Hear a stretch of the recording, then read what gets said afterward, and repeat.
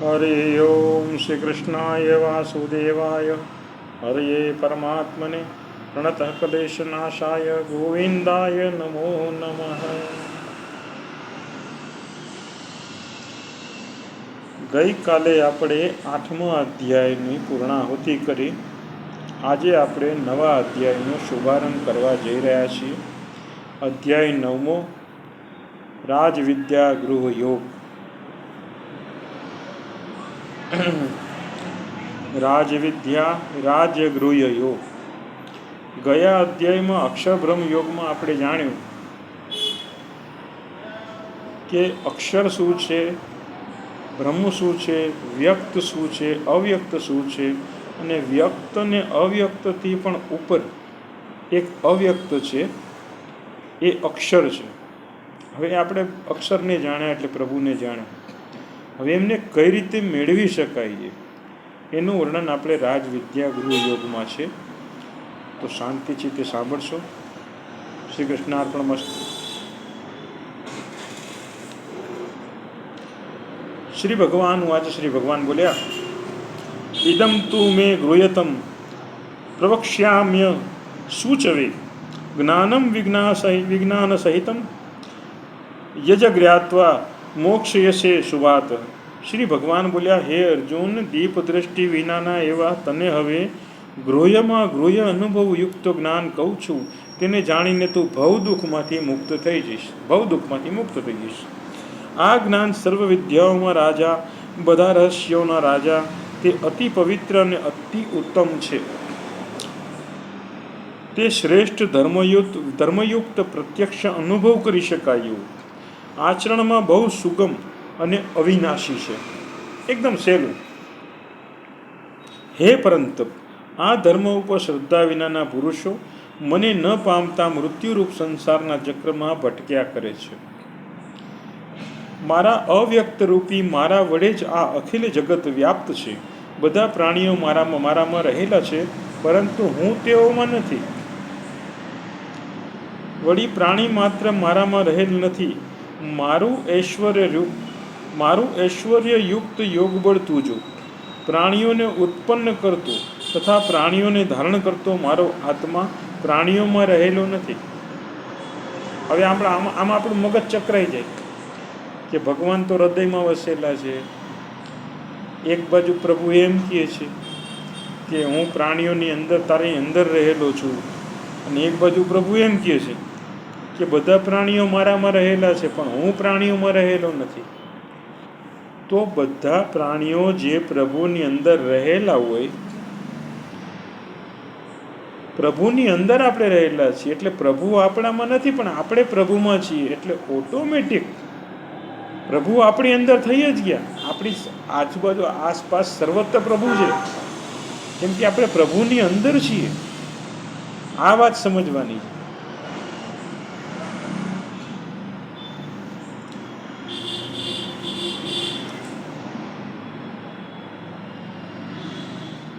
વળી પ્રાણી માત્ર મારામાં રહેલ નથી, પાછું ના પાડે છે, મારું ઐશ્વર્યયુક્ત યોગ બળ તું જો।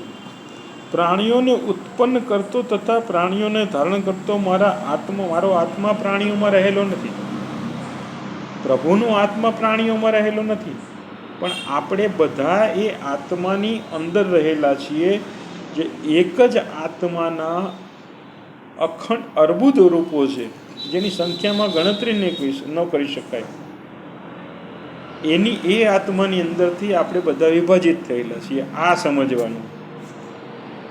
જેમ સર્વત્ર ગતિ કરતો મહાન વાયુ આકાશમાં નિત્ય રહેલો છે। હવે આનો જવાબ આવે, કદાચ કોઈ તમને ન સમજાવે ને, પણ તમે આ વાંચીને આમ જરાક ધીમે ધીમે મગજમાં ઉતારો ને, તો તમને એક શ્લોક કહે તો પાછળ એ શ્લોકમાં જવાબ આપી દે પ્રભુ, કે જો આનું છે ને આમ છે, આનું આમ છે। તે મહાન વાયુ આકાશમાં નિત્ય રહેલો છે, તેમ સર્વ પ્રાણીઓને તું મારામાં રહેલા જાણ। હે કૌંતેય, બધા પ્રાણીઓ સૃષ્ટિના અંતે મારી પ્રકૃતિમાં લય પામે છે, અને તેમને કલ્પના આરંભમાં હું ફરીથી ઉત્પન્ન કરું છું। એટલે બ્રહ્મ છે, પ્રભુ પોતે છે, કલ્પના આરંભમાં પોતે ઉત્પન્ન કરે છે, અને સૃષ્ટિના અંતે એમની પ્રકૃતિમાં વિલીન થઈ જાય છે, જેમ આખી સેના વિલીન થઈ ગઈ. કેમ કે એ મહાભારતનું યુદ્ધ હતું, એ દ્રાપર યુગનો અંત હતો.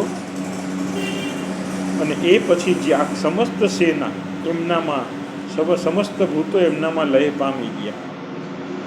જે બાકી રહી ગયા હતા એ પછી ધીમે ધીમે પાછળ થઈ ગયા. પાંડવો પછી સદેહ સ્વર્ગમાં ગયા અને દ્રાપર યુગનો અંત આવ્યો. આવું કથાનકો કહે છે, આપણો ઇતિહાસ કહે છે. અત્યારે આપણે માત્ર ગીતાજીમાં ધ્યાન આપવાનું છે કે આપણે શેમાં લય પામવાનું છે. મારા પરમ ભાવને ન જાણનારા મૂઢ લોકો મનુષ્ય શરીરમાં રહેલા સમસ્ત પ્રાણીઓના, ફરીથી કહું છું એટલે આમાં તમને સમજાશે નહીં. મારા પરમ ભાવને ન જાણનારા મૂઢ લોકો મનુષ્ય શરીરમાં રહેલા સમસ્ત પ્રાણીઓના ઈશ્વર એવા મારી અવજ્ઞા કરે છે, પ્રભુની અવજ્ઞા કરે છે.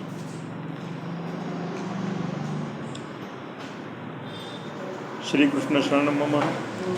શ્રીમદ ભગવદ્ ગીતાના આપણે 11 શ્લોક સુધીનું આજે પઠન કર્યું. હવે 12મા શ્લોકથી આપણે આવતીકાલે પાછી શુભારંભ કરીએ. અત્યારે આપણે અલ્પવિરામ મૂકીએ છીએ. આવતીકાલે આપણે 12મા શ્લોકથી પુનઃ આરંભ કરીશું.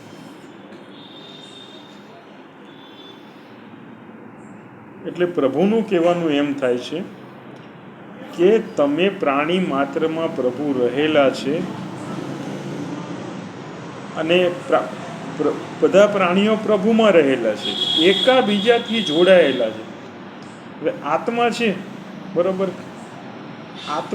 આત્માની અંદર તમામ પ્રાણીઓ રહેલા છે અને એ તમામ પ્રાણીઓ પાછા પ્રભુમાં રહેલા છે. તો પ્રભુનું વિશાળ રૂપ કેવું કહેવાય કે આપણે બધાએ આત્મા બધા પ્રભુની અંદર વસેલા છીએ. સૃષ્ટિના પ્રારંભમાં ઉત્પન્ન કરે છે અને સૃષ્ટિનો જ્યારે લય થાય છે ત્યારે આપણે બધા એની અંદર લય પામીએ છીએ. બહુ વિચારવું પડશે આમાં. હા, બહુ ગહન વાત છે. રાજવિદ્યા રાજગૃહ યોગ. રાજગૃહ એટલે રાજ કરવું એમ નહીં, જે ગૃહ્ય રાજ છે એનો આ યોગ છે. ધીમે ધીમે આગળ શ્લોકમાં સમજાવું છું મારી સમજણ પ્રમાણે. બાકી મારાથી વધુ મોટા વિદ્વાનો છે, બોલવામાં કાંઈ ભૂલ થાય, અવિવેક થાય, કાંઈ મને ન ખબર પડતી હોય, કોઈ પંડિતા વાંચે અને મારી કોઈ ક્ષતિ થતી હોય તો કોમેન્ટ કરે પ્લીઝ. બરાબર, કોમેન્ટ કરવાની છૂટ છે. શ્રી કૃષ્ણાર્પણ વસ્તુ. કૃષ્ણાય વાસુદેવાય હરિએ પરમાત્મને પ્રાતઃ કલેશ નાશાય ગોવિંદાય નમો નમઃ.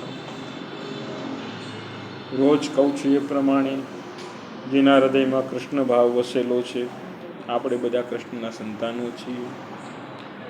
ભગવાન કૃષ્ણને, તમારા રૂપી ભગવાનને હું અરજ કરું છું કે હે પ્રભુ, ફોલો કરાવો, શેર કરાવો અને લાઈક કરાવો. શ્રી કૃષ્ણ અર્પણ છે.